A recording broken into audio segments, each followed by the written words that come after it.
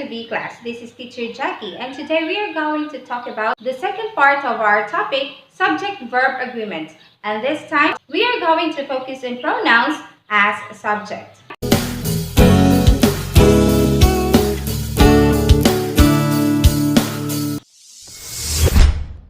Compose clear and coherent sentences using appropriate grammatical structures. This is part 2 for subject-verb agreement. We will have pronouns as a subject. In part 1, we talk about subjects and verbs, and I have helped you identify the nouns, pronouns, and verbs in the sentence. That is very important when we are going to improve ourselves in subject-verb agreement. So let's take a moment first to review some of the exercises that we've been through in part 1. Let's review. Let us encircle the subject and box the right verb. In this way, we can identify the noun, pronoun, and verb in the sentence. Let's begin with this. Our music teacher teaches us classical music.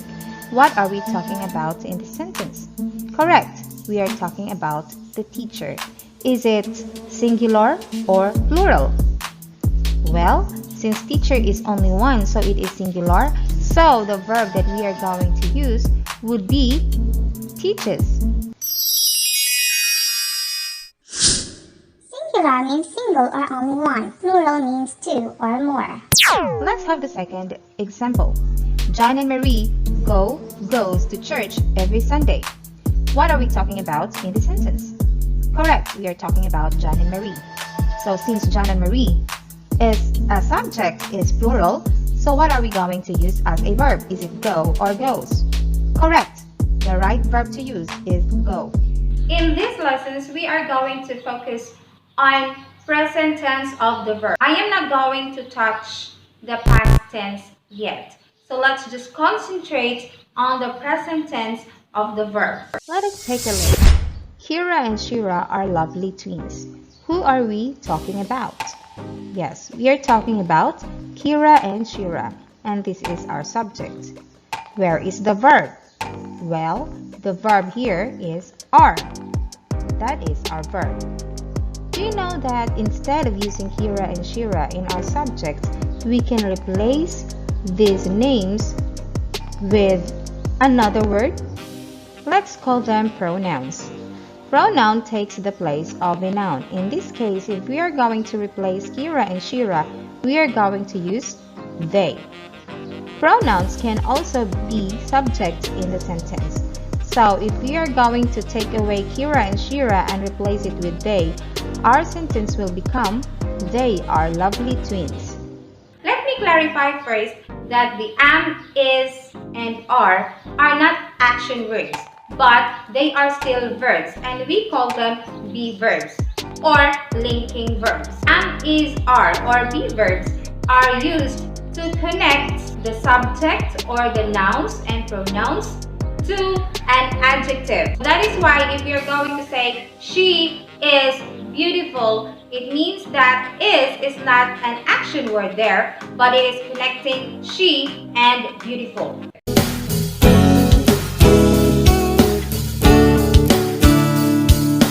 Of course, nouns can be replaced by a word called pronoun. So we have a corresponding gender for men and for women. We also have something for things. When we are going to say Joel, that is male in gender, so we are going to use he. Then we have Jackie, that is for a female, so you are going to use she. For things like ball pen, you can use it.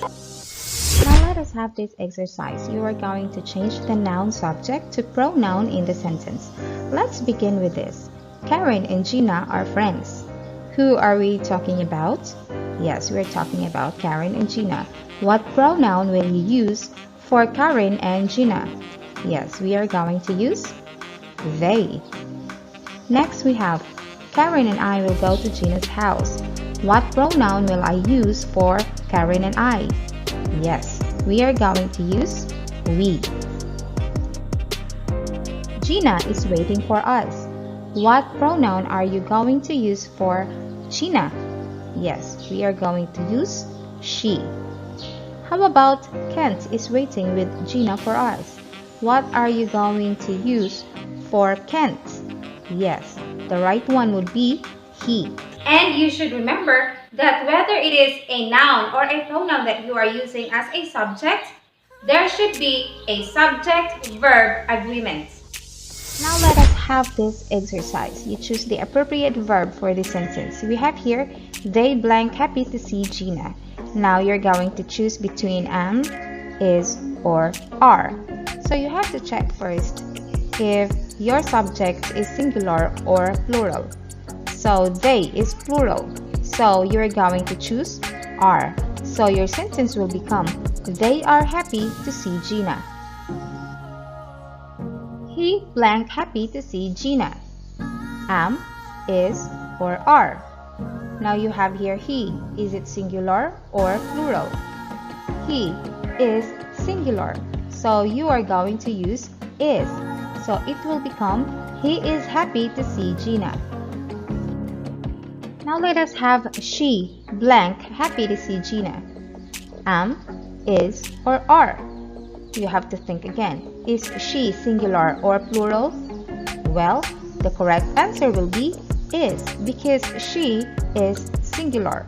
So you are going to say, she is happy to see Gina. How about if we have we blank happy to see Gina? So is it am, is, or are? Well, is we singular or plural? So it is plural. You are going to use are, and so the sentence will become, we are happy to see Gina. How about this? I blank happy to see Gina. What will you use? Am, is, or are? Now you are going to think about it. I is an exception to the rule, although it is singular in form because you're going to say that I is only one. But you are not going to use neither is or are, but you are going to use am. So it will become, I am happy to see Gina. Then you will have you blank happy to see Gina. Is it am, is, or are? Now remember, you could either be singular or plural, but either way, there is only one that you have to pair with it, and that's gonna be are. So you will say, you are happy to see Gina. Pronouns can be used as a subject in a sentence. When pronouns are used as subject in a sentence, verbs should also agree. Now let us have another set of example. We have they blank to church every Sunday. Will it be go or goes? Remember that your subject here is they. Is it singular or plural? Yes, they is in plural form. So your verb should also be in plural form. So your answer should be go. So the sentence will become, they go to church every Sunday. But what if we have he blank to church every Sunday?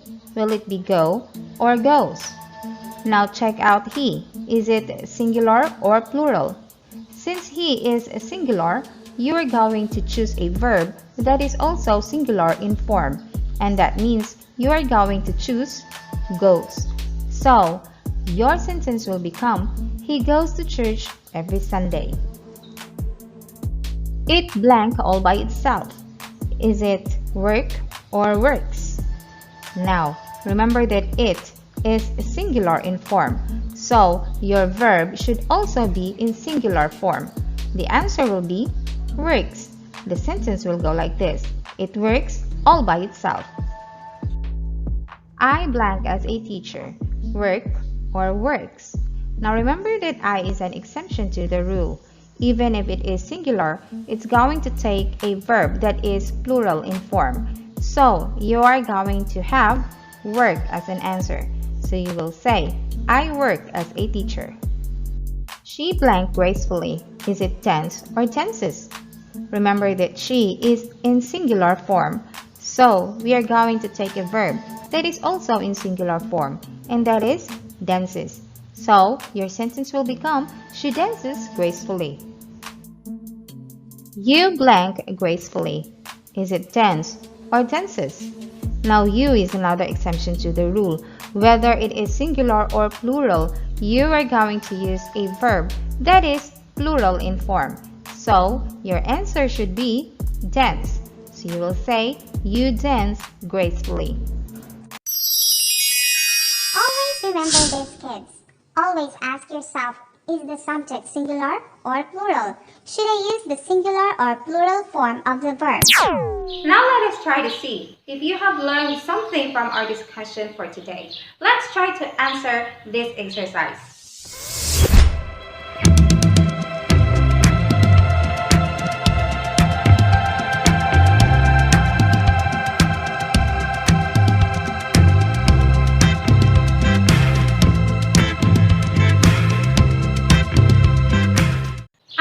That with these exercises that we do today, you will be able to write your own sentences with the correct subject-verb agreements. Let's try this one.